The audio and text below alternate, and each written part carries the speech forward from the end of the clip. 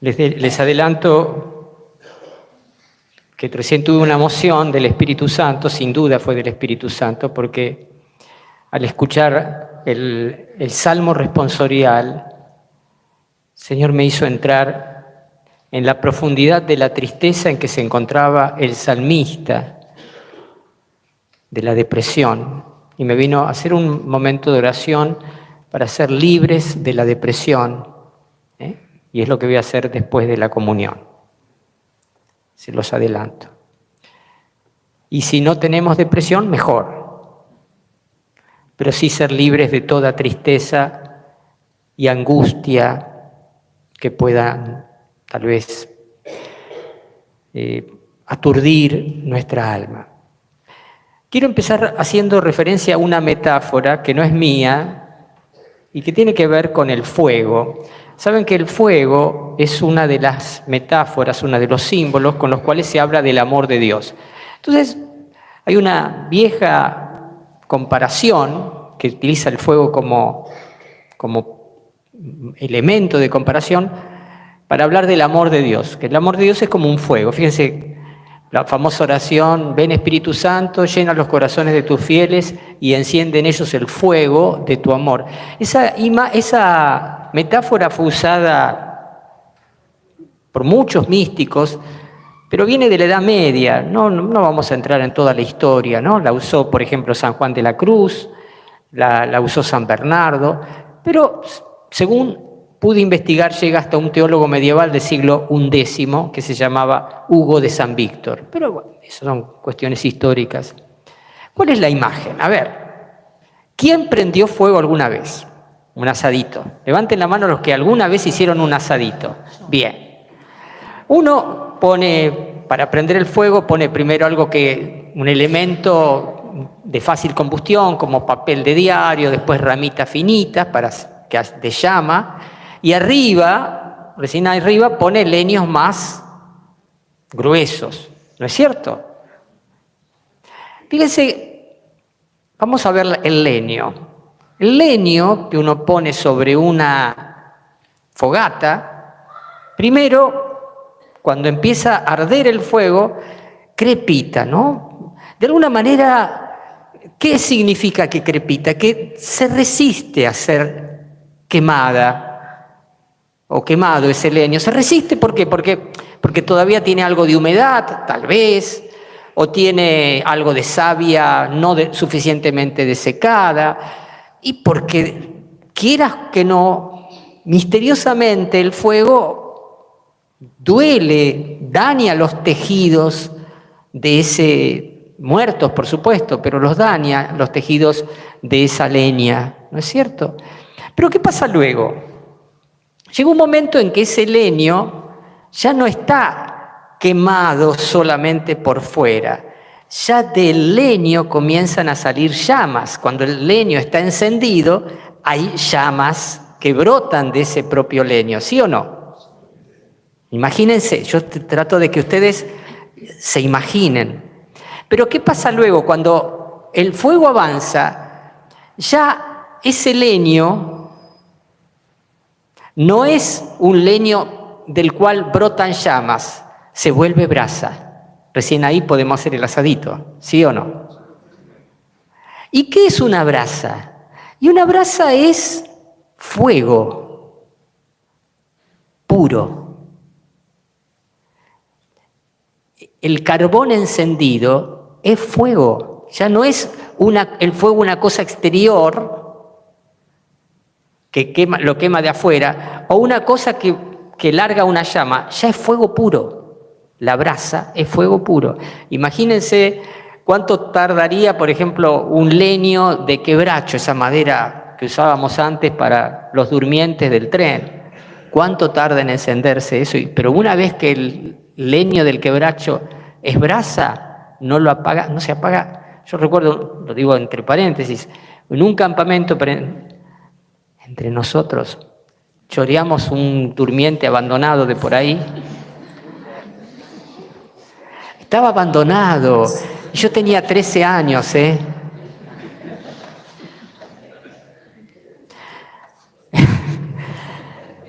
Y prendimos fuego, era pleno invierno, hacía un frío bárbaro. Duró una vez que se hizo brasa, duró 3 días. 3 días, no se apagaba nunca. Tirábamos algo arriba, viste, que parecía que se cubría y ardía de nuevo. Bien. Esa metáfora muestra, la utilizaron los teólogos que se dedicaron a la teología mística, o sea, la teología de la vida espiritual, para decir que hay como 3 etapas en la vida espiritual. La primera etapa, el fuego del amor de Dios nos quema.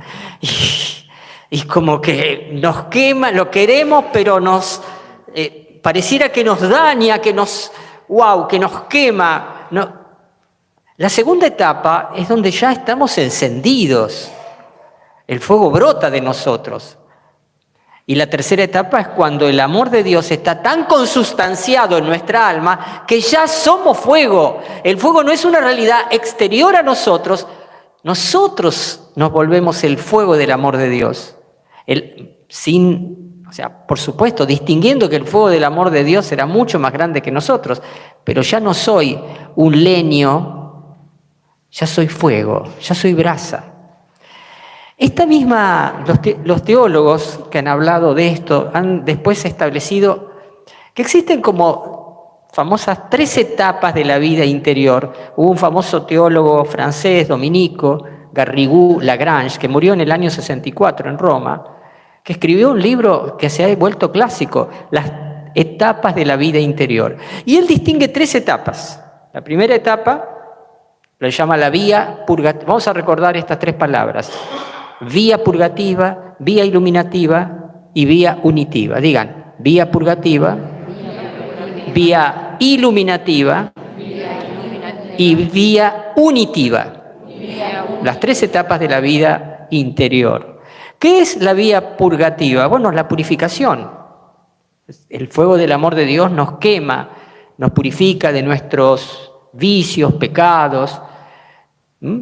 La vía iluminativa es la vía donde ya empezamos a entender, donde se encienden luces del Espíritu Santo en nuestra alma, donde empezamos a entender, donde la vida espiritual ya no es simplemente un remar en dulce de leche, sino es empezar a gustar de las cosas de Dios. Y la vía unitiva es donde evidentemente nuestra alma está tan unida a Dios.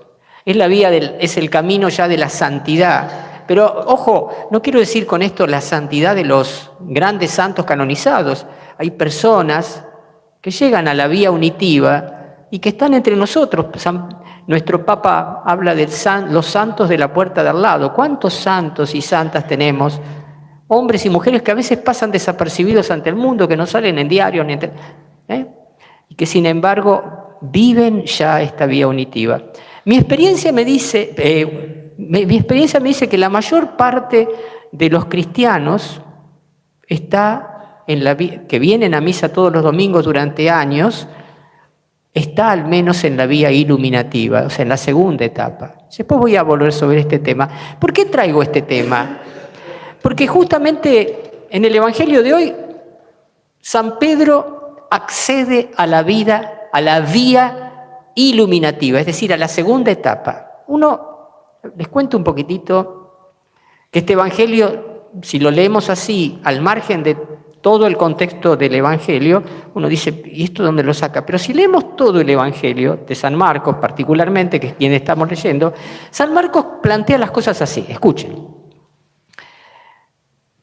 San Marcos capítulo 1, versículo 1, o sea, lo primero dice, comienzo del Evangelio de Jesús, Mesías, Hijo de Dios. Este es el versículo 1 del Evangelio de San Marcos. Comienzo del Evangelio de Jesús, Mesías, Hijo de Dios. Fíjense que plantea San Marcos 2 títulos respecto de Jesús. Jesús es Mesías e Hijo de Dios. San Marcos tiene 16 capítulos.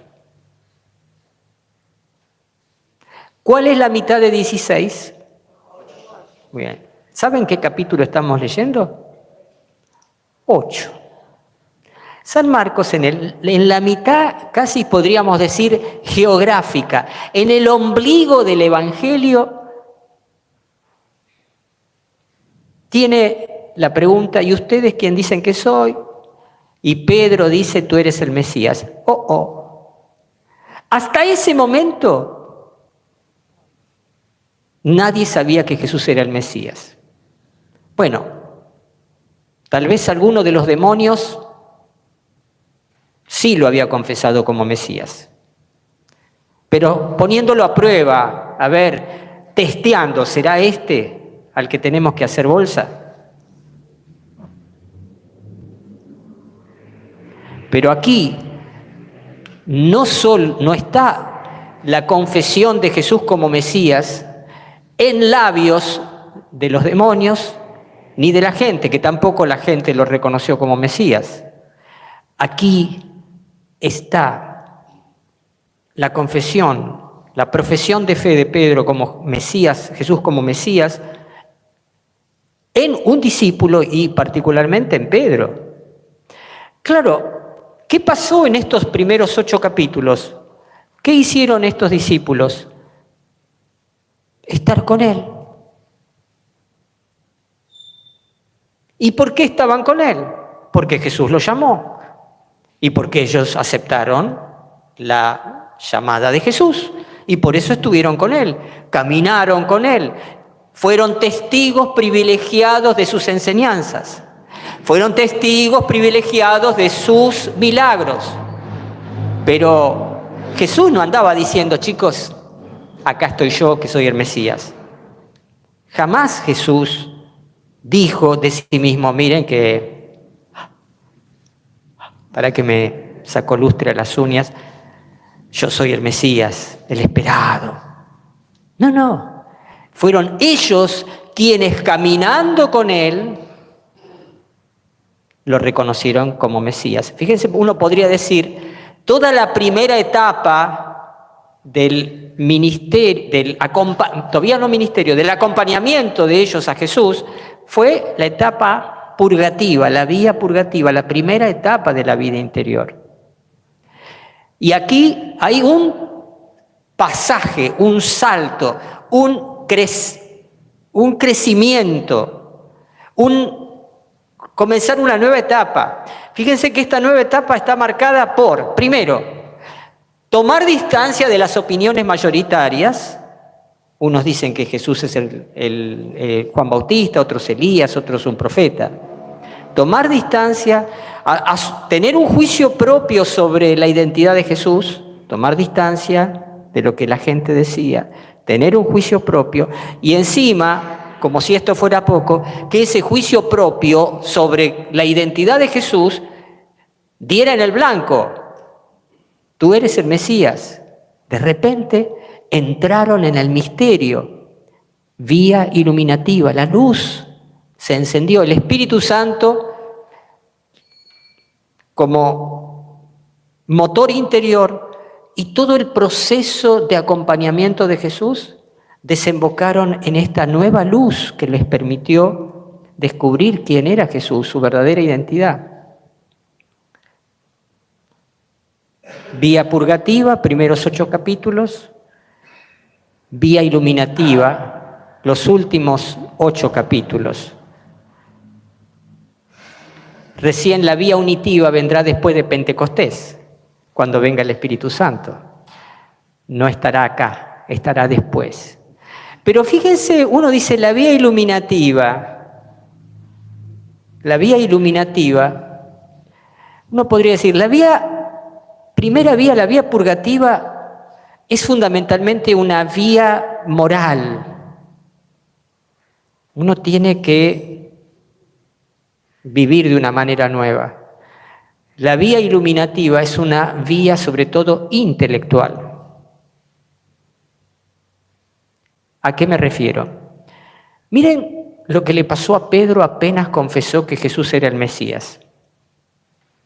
Jesús empezó a decir algo nuevo que antes no había dicho.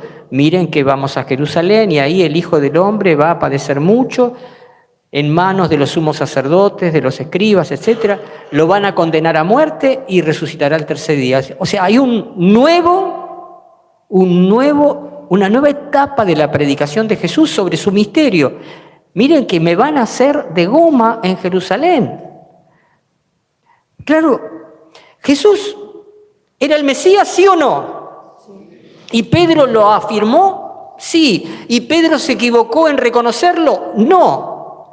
Pero fíjense lo que hizo Pedro cuando Jesús comentó lo que le iba a pasar. Lo reprendió a Jesús. Le digo, no, aquí no lo dice, pero el Evangelio de Mateo dice, no, Señor, eso no te va a pasar. Y Jesús lo reprendió a Pedro. ¿Qué hay detrás de lo que dijo Pedro? A ver, Pedro confesó la verdad de Jesús, ¿sí o no? Pero ¿qué representaciones tenía sobre ese título? Mesías. Claro, tenía las representaciones mayoritarias del Antiguo Testamento. ¿Cuáles eran? El Mesías es un descendiente del rey David, por lo tanto es un príncipe, por lo tanto es un rey. ¿Y un rey dónde se sienta? En un trono. ¿Y un rey qué hace? Un rey ¿qué tiene?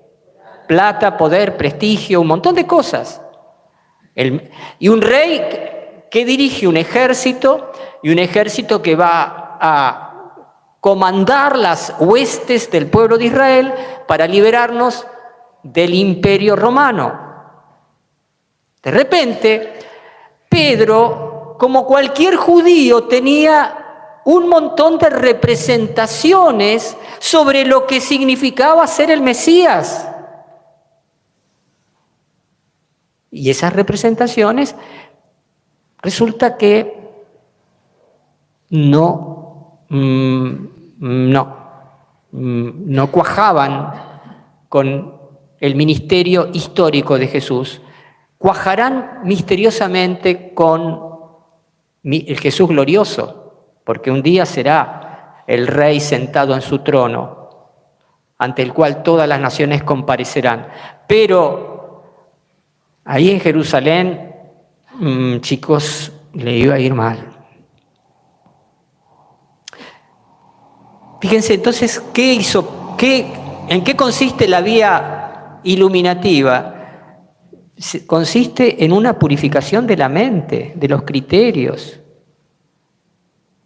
Sí, quiero decirles, queridos hermanos, cambiar de moral a veces es más fácil que cambiar de modo de pensar.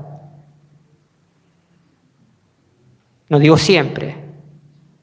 Por eso la vía iluminativa es una luz que constantemente nos encandila y nos deja en oscuridad respecto de nuestros criterios viejos. La paradoja, es una luz que oscurece. ¿Qué cosa? Nuestros errores, nuestras concepciones equivocadas acerca de Dios, de la vida. Ejemplos podrían pulular. Ejemplo, hay cristianos aferrados a ideologías políticas a favor o en contra de X. Cualquier fanatismo ideológico, cuando uno entra en la vía iluminativa, queda entenebrecido por la luz de Dios, que es mucho más grande que cualquier ideología. Incluso les digo, cualquier preferencia teológica, yo soy renovador, yo soy tradicionalista, a mí me gusta la misa así, a mí me gusta. Cualquier ideología, fíjense, cualquier ideología, Dios no es una idea, ni una ideología, es mucho más grande. La vía iluminativa supone la purificación de nuestros criterios y purificación de nuestras ideas, fundamentalmente. Un día llegará la vía unitiva en donde somos brasa encendida.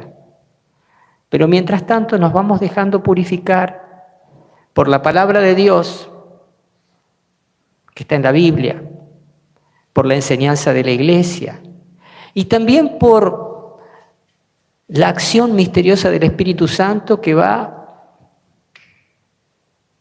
poniendo en orden los patitos que están desordenados en nuestra mente y dando una luz grande. Termino con esto, queridos hermanos. Los invito a pedirle al Señor, bueno, Señor, ¿dónde estoy? Te doy algunos criterios. ¿Dónde estoy? ¿En vía purgativa? ¿En vía iluminativa? ¿O ya estoy en la vía unitiva?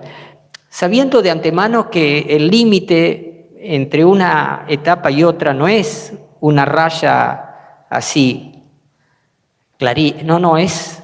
Y a veces hay, vaivenes, avances y retrocesos. Pero, a ver, primero, vos hace 10 años por lo menos que venís a misa todos los domingos. ¿Y seguís llegando tarde habitualmente? Te lo digo por las dudas.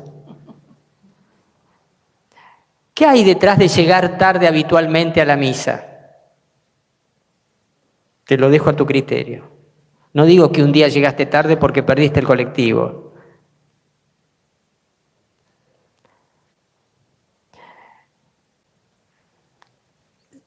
Si llegás tarde habitualmente, yo no sé si estás en la vía iluminativa o estás todavía, remando en la purgación. Donde, bueno, estás entregado, pero todavía me gustan otras cosas, ¿Cómo no me quiero perder el partido de fútbol, no me quiero perder a ver cómo termina la peli, no me quiero perder... Bien, sin comentarios. Hace 10 años que vengo a la Eucaristía sin faltar todos los domingos. Empiezo a leer la palabra de Dios de una manera habitual. Me empieza a gustar rezar el rosario de vez en cuando, y si puedo hasta todos los días. Bueno, sin duda ya estoy en la vía iluminativa. Sin duda. Quiero conocer más de la iglesia. Le hablo de Dios a la gente. Tengo piedad frente a un pobre. Estoy en la vía iluminativa. Y pedirle al Señor en este día que nos dé atravesar esta vía, permitiendo al Espíritu Santo que produzca lo que Él quiera, entregarle a Él lo que Él quiera. Amén.